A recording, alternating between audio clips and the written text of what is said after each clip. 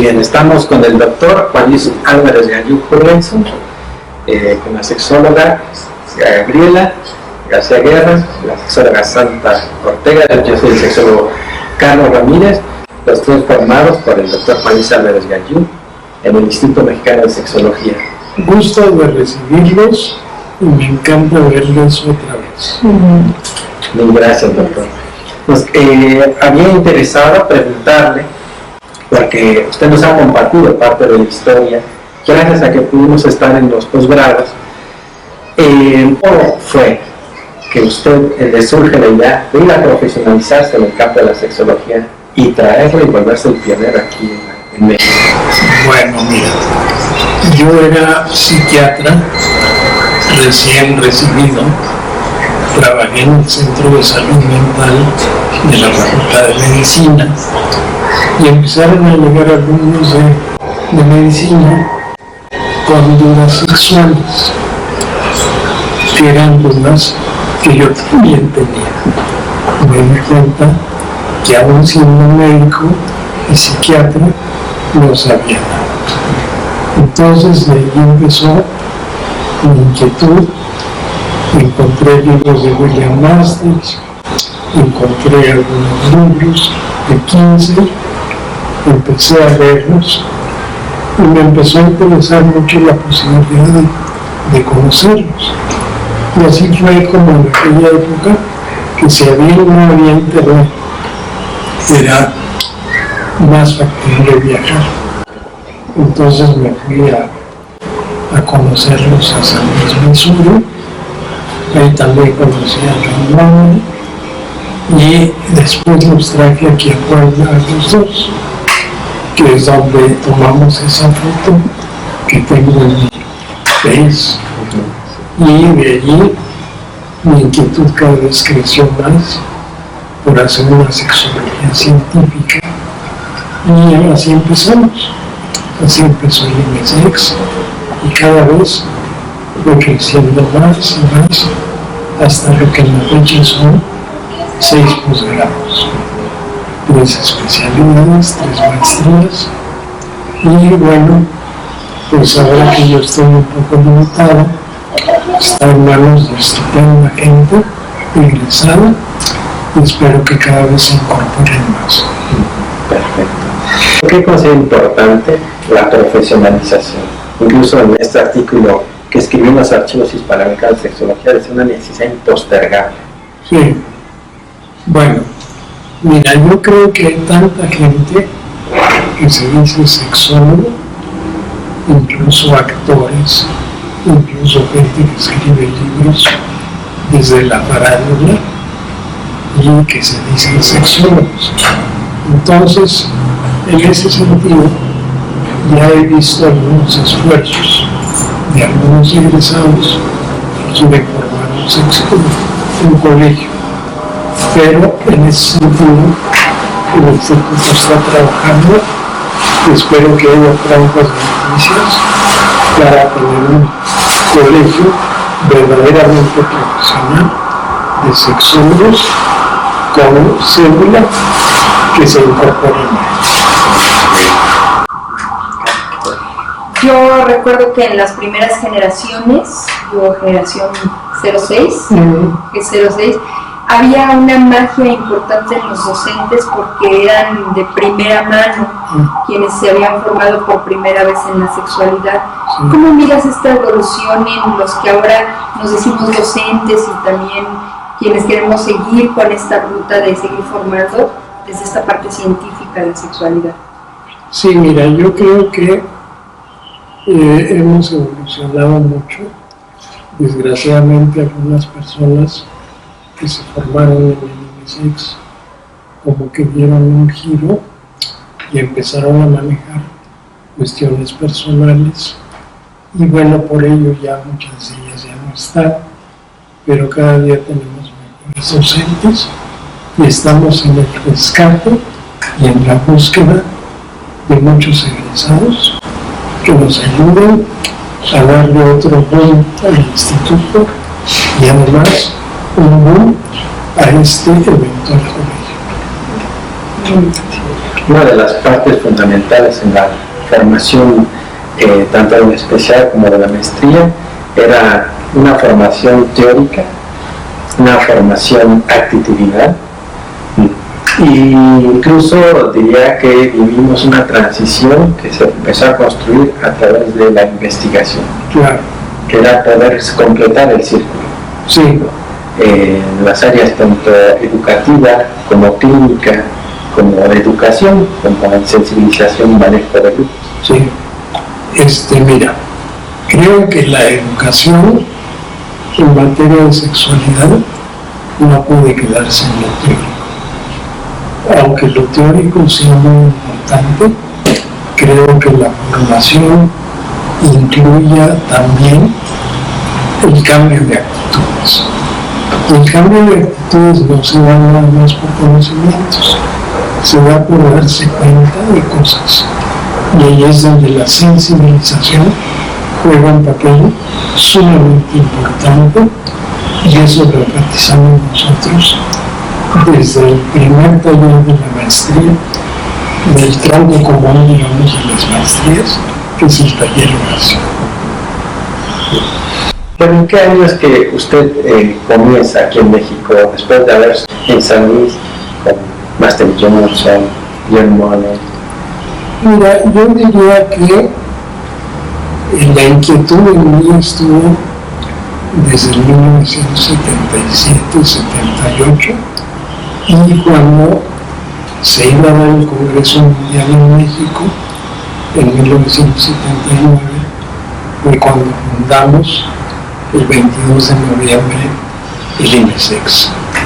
Participaron en aquella época Rafa Macín, Gabriel Lizárraga, Alpantana y algunos otros compañeros que se me van de la mente ahorita porque los he perdido de vista, pero no por ello menos importantes. Y entonces formamos el INESEX y lo formamos dando un taller básico que habíamos probado Rafa Macín y la UAM Xochimilco antes, y de allí empezamos a ver que nos faltaban más contenidos y creamos el intermedio. Luego vimos que 2 horas de sexualidad infantil no era suficiente, y entonces formamos el Infantil, y entonces ahí hemos ido creciendo, y tenemos esta pléyade, digamos, de talleres que constituyen la formación básica de los 8 talleres básicos que forman el tronco común, y después los 3 de ciencia, o los 4 de clínica, o los 4 de discapacidad. Y aproximadamente han sido 40 años en el campo. Que sí, como 35. ¿Qué hay una diferencia en las necesidades de México, de la gente, que han ido cambiando? Ahora se han agregado temáticas en el sentido de las nuevas tecnologías, como la innovación tecnológica. Pensemos en el campo de las expresiones gráficas de la sexualidad, de las nuevas propuestas de violencia, la necesidad misma de la gente. ¿Qué ha notado usted? ¿Cómo se ha ido mutando todo este fenómeno? Porque incluso ahora la gente está más interesada.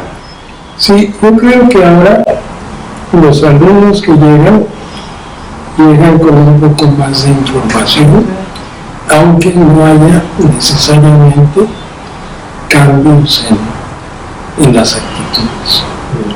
Entonces sí, siguen siendo muy válidas todas nuestras propuestas desde el taller básico, y hay algunos cambios que se han hecho en talleres como el TACOS, como algunas modificaciones en el TROAS, no se digan los de didáctica, y conforme hemos avanzado más también en clínica ha habido modificaciones importantes, pero eso es lo magnífico del instituto, que sigue creciendo y que seguimos ahí. Sí, bueno, México se ha transformado muchísimo. Como dice, la gente ahora ya tiene más información, ya puede accesar en la red, aplicaciones. Yo creo que sí han variado en el sentido de que hace 30 años solo podríamos hablar de sexo en la tele a la medianoche. Ahora ya se puede hablar de sexo en programas matutinos, de revista. Entonces sí hay una mayor apertura, aunque sí estamos viendo ahorita un embate retardatario desde las extremas derechas, pero yo confío en que no ganarán, porque no es una lucha, es simplemente la necesidad, y tendrán que darse cuenta algún día de que no podemos tolerar que siga habiendo tantas madres adolescentes en nuestro país. Y en este sentido, Juan Luis, pues, ¿cuál dirías que es, o sea, este proceso de cambio en nuestro país? Ahora, para nosotros los sexólogos, ¿cuál sería el desafío con todo esto que estamos viendo del trabajo que se ha venido haciendo? Mira, yo creo que es muy importante que los sexólogos profesionales nos agrupemos para manifestarnos en contra de todas estas ideas retardatarias y siempre estar luchando porque se imparta desde el preescolar la educación de la sexualidad. Como dice Paulina Millán, no es enseñarle a los chiquitos el Kama Sutra, sino es enseñarle las diferencias físicas que hay entre niñas y niños y aprender a respetar lo importante que es respetar lo diferente y llevar eso, extrapolarlo a las ideas, a las reflexiones, a las religiones, a las ideas, y aprender desde muy pequeñitos a respetar a las diversidades y a lo importante que es que cualquier persona, por ejemplo, que en vez de hacer broma de un chiquito que lleva lentes de botella, de fondo de botella, y no burlarse de él, pensar en él como una persona que está viendo la vida de una forma diferente a través de sus lentes y respetarla. Entonces, por eso insisto en que sea desde el preescolar que hagamos esta educación de la sexualidad. Sí, que una de las partes fundamentales en la formación era cuando se toma la evolución de la educación, se incluye la visión constructivista, que vienen los mismos teóricos, vienen modificando ya otras teorías que había, donde se trataba de construir, en este caso, el conocimiento para el hombre. Sí, en ese sentido, nosotros hemos adoptado con mucho la educación basada en el constructivismo y que de alguna manera la educación sea para construir profesionales que a su vez estén capacitados para realizar actividades, para realizar cosas que les permitan entonces salir adelante en sus tareas. Una frase, actitud positiva hacia la sexualidad, es una frase que tú has repetido mucho en los procesos de formación de los sexólogos. ¿Esto qué tiene que ver en función de que esto se mira sentado a un discurso teórico, científico que vaya en congruencia? Sí, yo creo que ahora nosotros enfatizamos mucho la investigación como el único modo de crear conocimientos.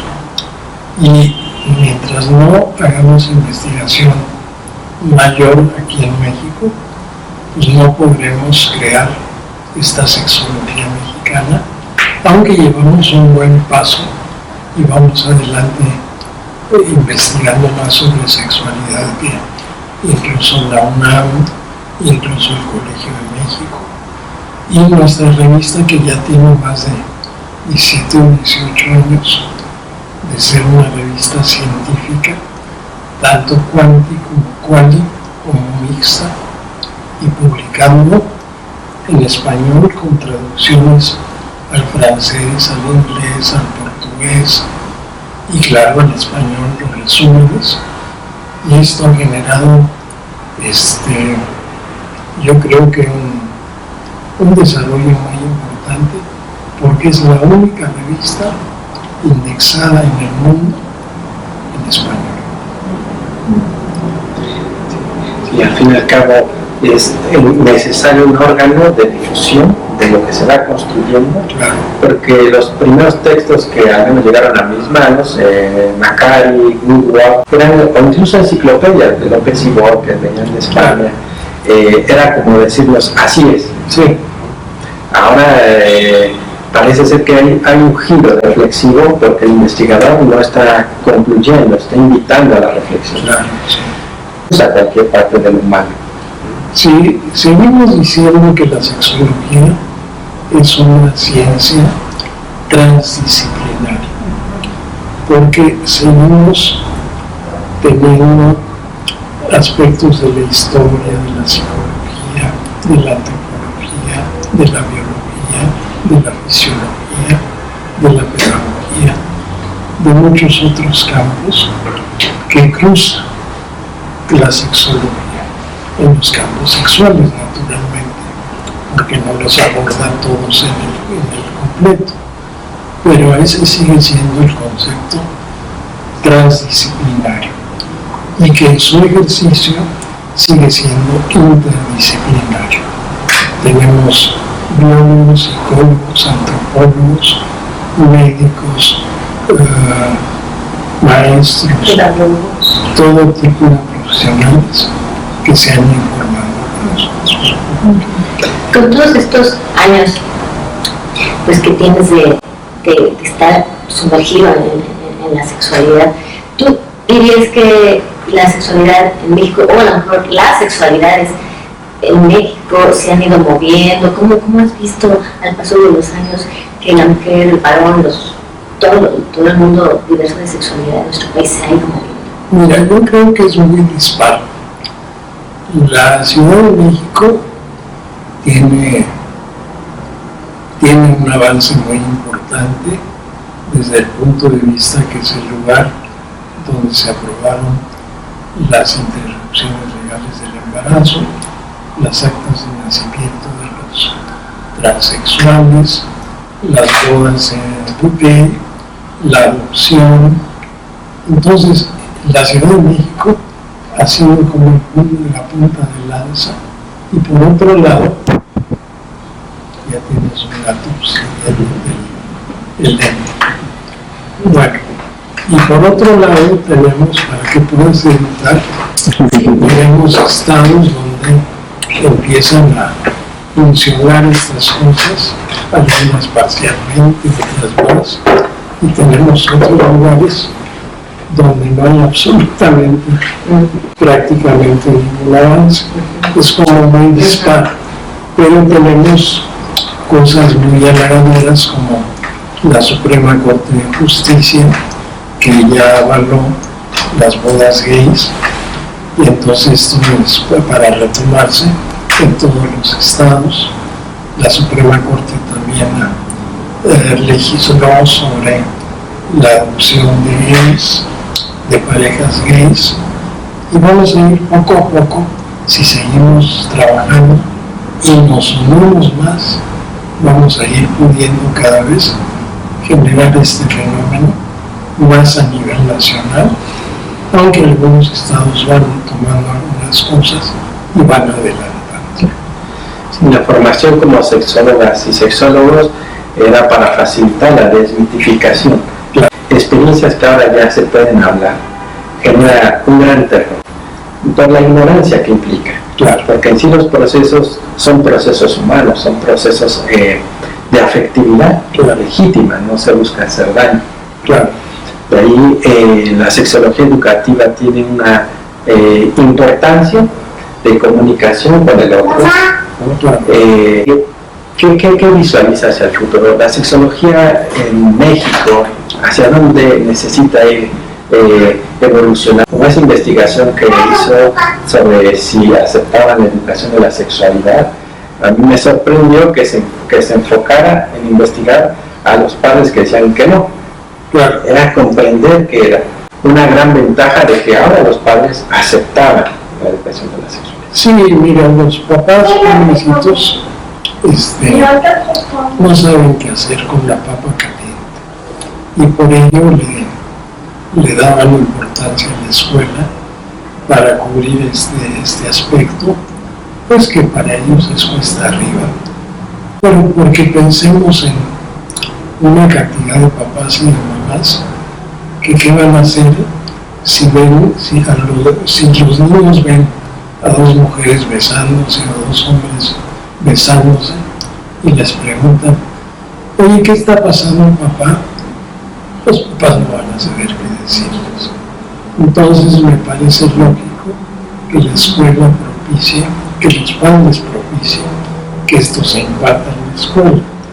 Pero ahí tendremos que pensar que igual que hay ahorita muchos psicólogos en las escuelas, que hubiera también eventualmente un sexólogo en cada escuela, o por lo menos en cada área escolar, que pudiera asesorar a los profesores, a los papás. Y bueno, pronto vamos a ser tantos, porque si ustedes fueron de las generaciones de una sola cifra, ahora estamos en las 40 y tantas generaciones.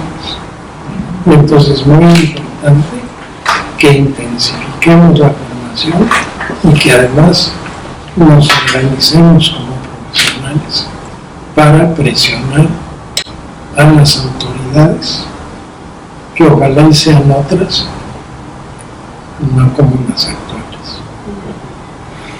Sí, se requiere muchísimo más que buenas intenciones para generar cambios en las personas. Claro. Se requiere una revisión de mi propia sexualidad, ¿no? Que es parte de lo que implica una formación a nivel posgrado. Me parece ser que el tema no se da como importante, solo implica tomar un libro y resumírselo a la gente. Sí. Sí, mira, yo creo que en la medida en que vayamos profesionalizando el campo, que ya estamos a unos pasos de dar pasos muy fuertes, cuando podamos profesionalizar el campo, pues un colegio profesional podrá unirse de la mano con el instituto, que es el único que otorga ahorita cédulas profesionales de carácter nacional. Entonces unirnos de las manos y entonces ya tendremos mucho más fuerza que una sola institución. Son varias líneas en el campo de la sexología, la educación, la clínica.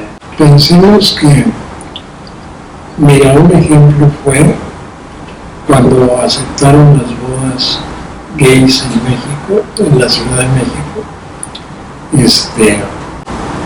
Una profesora nuestra que tomó nada más un par de talleres en unisex declaró a la prensa que estaban buscando, antes de aprobar esto, ver qué candados le ponían a la adopción de gays. Era Leticia Bonifaz, y yo la conocía bien, y le mandé un correo de inmediato y le dije, te adjunto cantidad de investigaciones que demuestran que los papás homoparentales educan igual de bien o de mal que los papás heterosexuales. Al día siguiente ella dijo, se acabó la búsqueda de candados y aprobaron la adopción.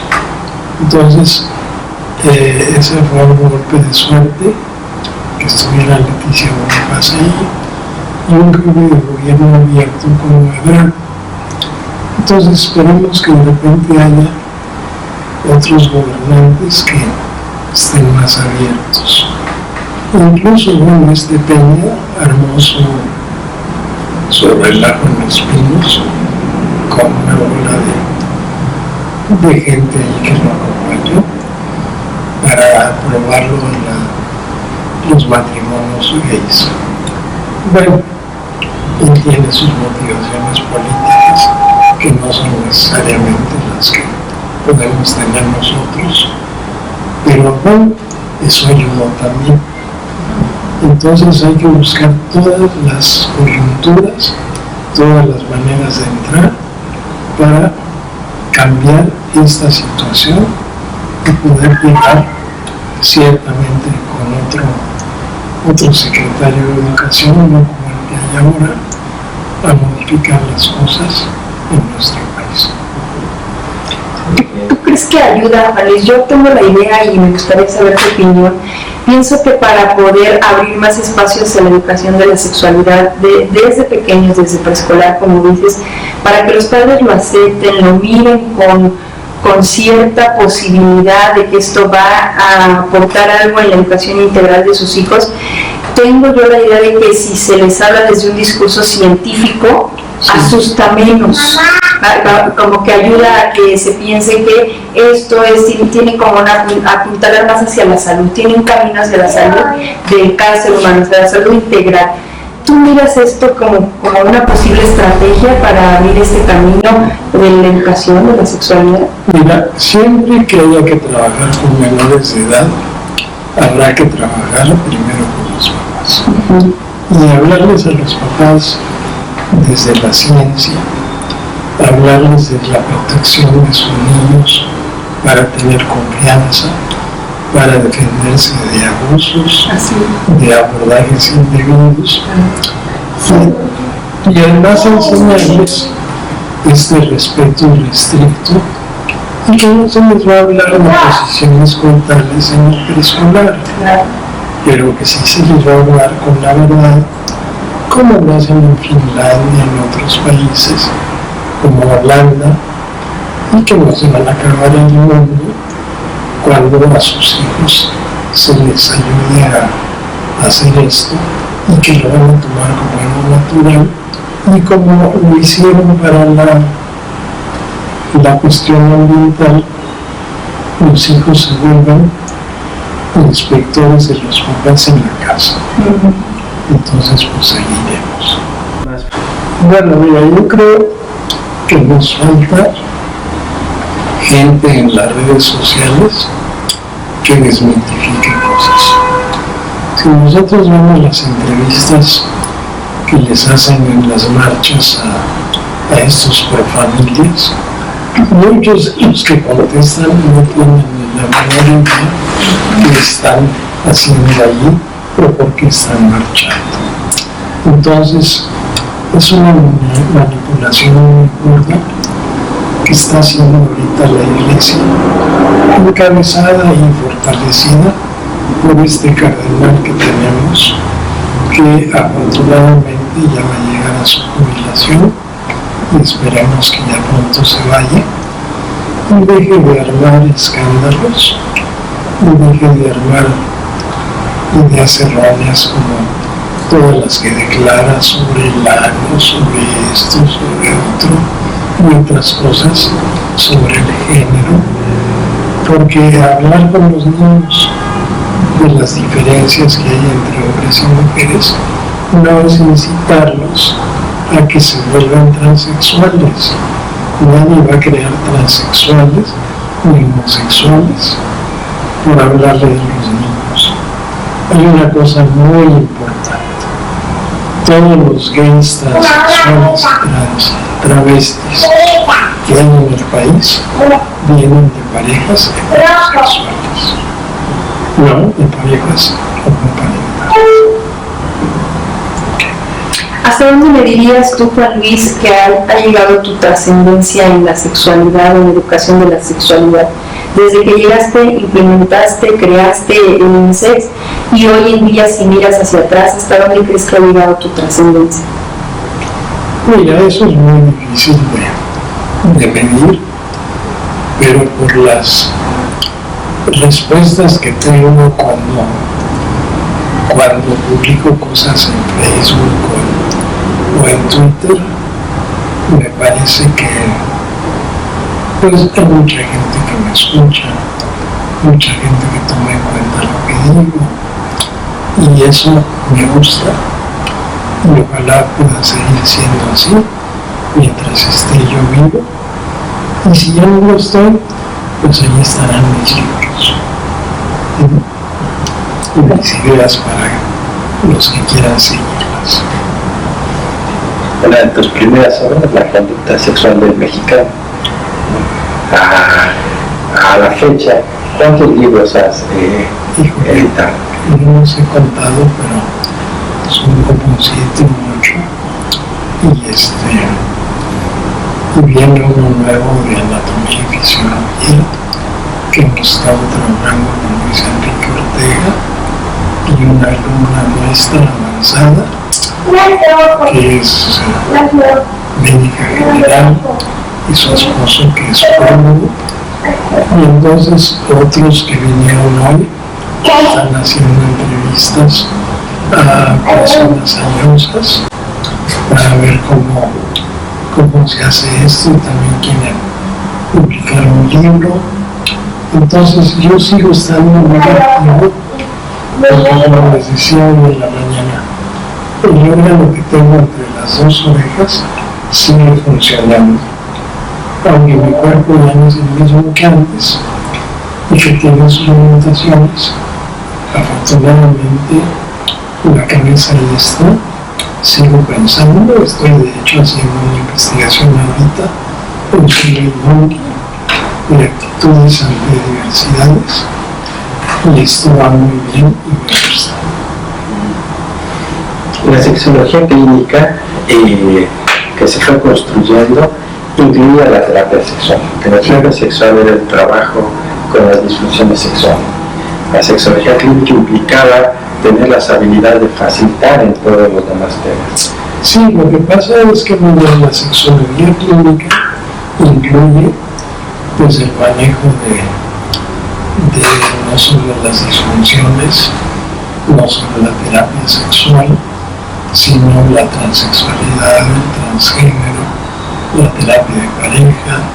Entonces por eso preferimos hablar de sexología clínica en vez de hablar nada más de terapia sexual. Y en sexología clínica, ¿qué desafíos dirías que actualmente se están presentando más? Pero ¿en qué temas la gente recurre? Y por otro lado, como disciplina, ¿hacia dónde va la sexología clínica?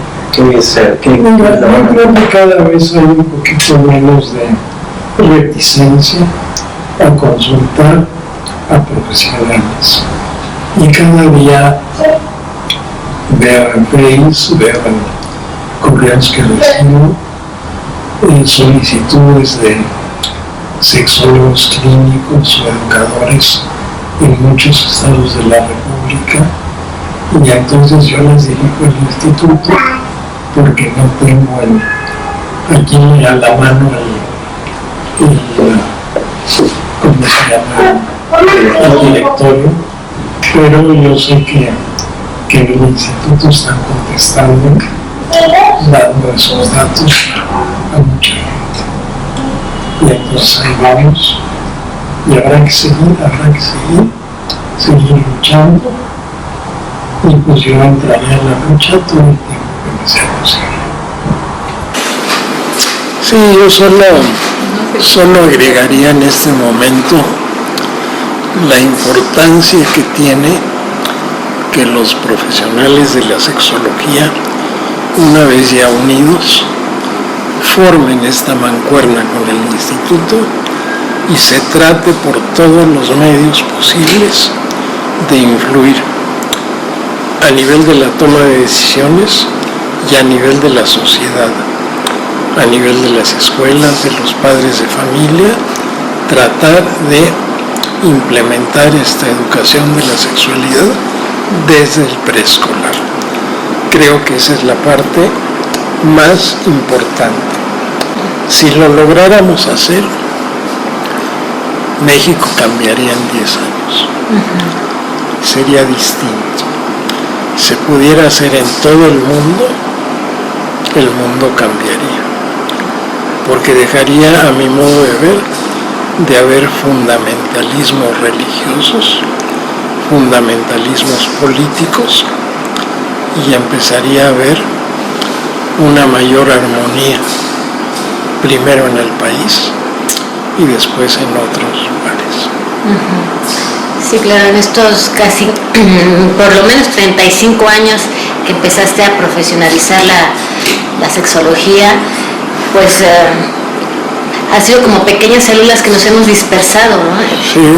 No imagino la cantidad de sexólogos que formaste en estos, te decías, casi 35 años, y entonces yo creo que cada uno, en el espacio en el que ahora nos movemos, podemos hacer un trabajo invaluable, claro. Pero como tú lo dices, sin la colaboración no se alcanzaría lo mismo, ¿no? Sí, yo creo que un colegio podría de repente pues levantar como una especie de censo de todo lo que están haciendo todos ustedes.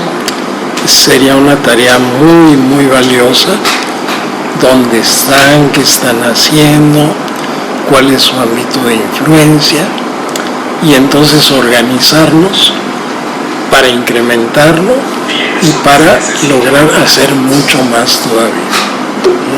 Perfecto. Muchas gracias. Gracias, Juan.